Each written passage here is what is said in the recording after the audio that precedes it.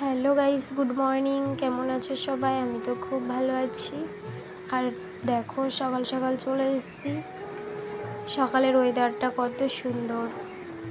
তো ভিডিওটা স্কিপ না করে দেখার অনুরোধ রইল সবার কাছে।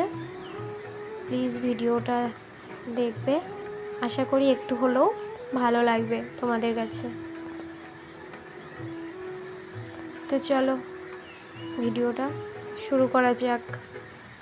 আর দেখো আমাদের কাছে কত আম ধরেছে।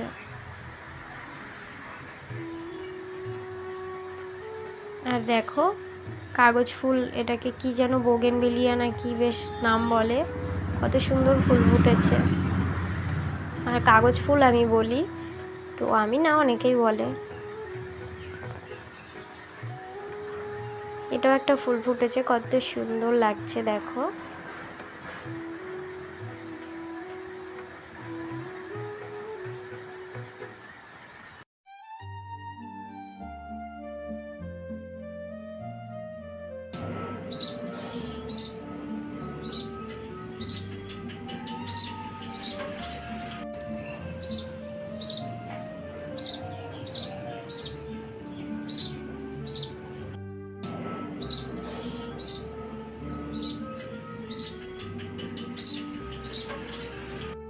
শরীর খারাপ থাকলেও কি না থাকলেও তোমাদের রান্না বান্না করতেই হবে।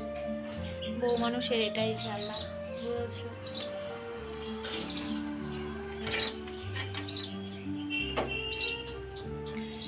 সত্যি কথা, সকাল থেকে উঠতে পারছি না, এমন মাথা টাথা।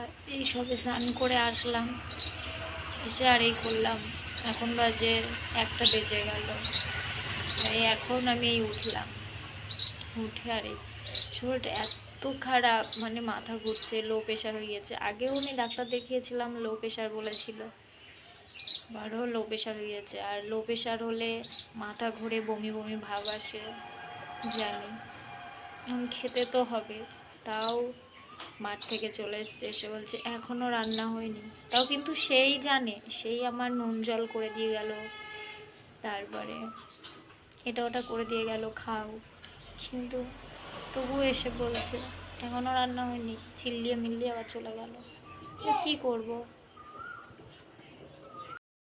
দেখো, এই শিলে বেটে রান্না করা আর খুব কষ্ট হচ্ছে। এই যে এইভাবে বাড়ছি, তো আরও যেন আমার মাথা চড়াত চড়াত করে উঠছে। তাও কষ্ট করেই রাঁধতে হবে। আর ওই মাংস চাপিয়ে দিয়েছি, শুধু এই মাংসের ঝোলটাই করবো, আর করবো না। আর ওদিকে ছেলের তো আমি চিল্লিয়ে বলেই যাচ্ছি স্নান কর স্নান কর, ও তো কোনো মতেই, ছেলেটা তো একদম কথা শোনে না, আর ভালো লাগে না। তো এই রান্না হচ্ছে, এখন রান্নাটা কখন হবে জানি না।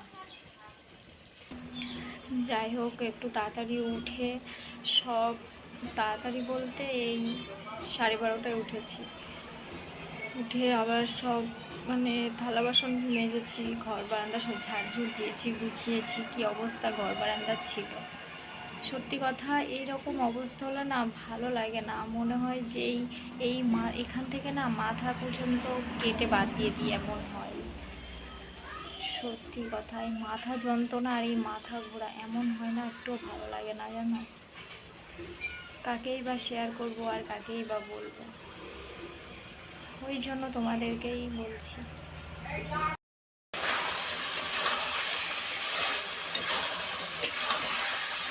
এখনো রান্না হয়নি, সবেই বেটে আর এই কষাচ্ছে। কখন হবে তার ঠিক নেই। ওদিকে চলে এসছে বাড়ির লোক, স্নান করছে, আবার এসে হয়তো চিল্লাবে এখনো হয়নি। এই দেখো সবে বাজছে, এখনো কখন হবে। কি বলো তো, সকাল থেকে এমনি সেরকমভাবে স্নান করে যে পুজোটা করব সেটা করা হয়নি। আর এমনি ভেবেছিলাম যে একটু অভিষেক করে পুজোটা করব শিবকে। তো আমি সত্যি কথাই সোমবারে আমি এখন করে সোমবারে আমি অভিষেক করে পুজো করা হয়। তো এই সোমবারে করা হয়নি, তার জন্য ভাবলাম যে আজকে করে দিই। তো ওই জন্য একটু অভিষেক করে পুজোটা করে ফেলছি রাতেই।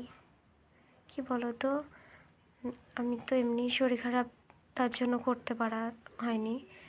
তো ওই জন্য ভাবলাম যে এখন সন্ধ্যাবেলা একটু হাতে পায়ে সাবান টাবান দিয়ে গা হাত পা ধুয়ে আর করে ফেলি।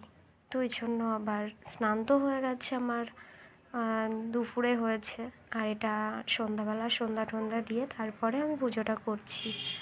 তো সব কিছু দিয়ে দিয়েছি ওর মধ্যে একবারে, পুজোর পরে আর দিইনি, কারণ অভিষেক করার সময় আমি সব ওর মধ্যে সব কিছু দিয়ে দিয়েছি।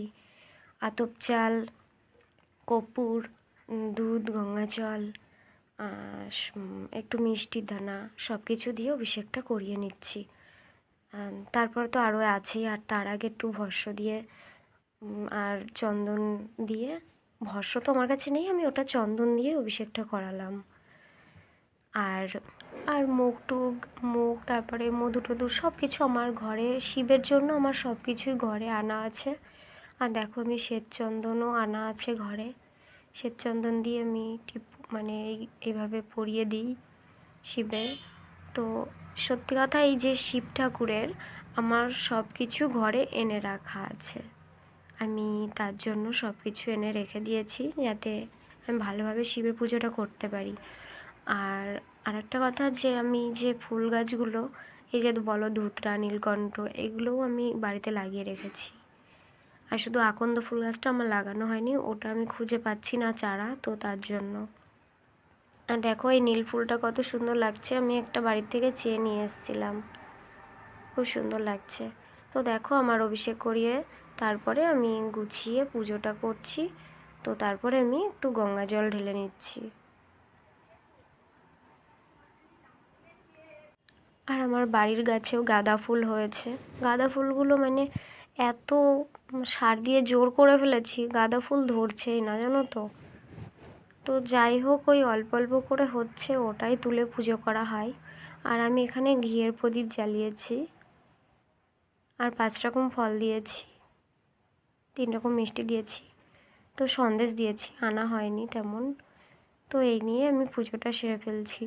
কি বলো তো, আমি যাই দিই না কেন, শিবকে যদি একটা বেলপাতা দিয়ে যদি একটু জল ঢেলে দিই, তাই শিব সন্তুষ্ট হবে। শিব বলে না, সব ঠাকুরই ওতেই সন্তুষ্ট হবে। মনের একটা ভক্তির দরকার, তাই না? মনের ভক্তি দিয়ে একটু পুজো করলেই হবে। তো আমি সেইভাবে আমি যোগাযান্তি করতে পারি না, ওইভাবেই পুজোটা সেরে ফেলি। আর আমার জানো তো খুব শখ আছে একটা, আমি একটা লক্ষ্মী ঠাকুর কিনবো তামার। তো দেখা যাক কবে হয়। তো তারপরে দেখো একটু ধনেপাতার বড়া করে নিচ্ছি, কটা ধনেপাতা ছিল। তো তারপরে ফুচকা নিয়ে এসেছিলো, তো ওই ফুচকাগুলোই একটু খাওয়া হলো। তারপরে তো একটু ঠান্ডা তো লেগেছে, মাথা টাথা যন্ত্রণা করছে, তাই ভাবলাম যে একটু চা করে খাই। তার জন্য আবার এই চাটা করলো, আমিই করেছি, করে আবার একটু ছেঁকে আর খেয়ে নেবো। গরম গরম ভাব দেবো একটু নাকটাই, তো তারপরে চাটা খেয়ে নেব। তো এখনকার মতো এখানেই শেষ করছি। সবাই ভালো থেকো, সুস্থ থেকো, আর সবাই অনেক অনেক ভালোবাসা দিচ্ছে আমাকে। সবাইকে অনেক ধন্যবাদ, অসংখ্য ধন্যবাদ সবাইকে। সবাইকে টাটা। আরও একটা ব্লগ নিয়ে চলে আসবো।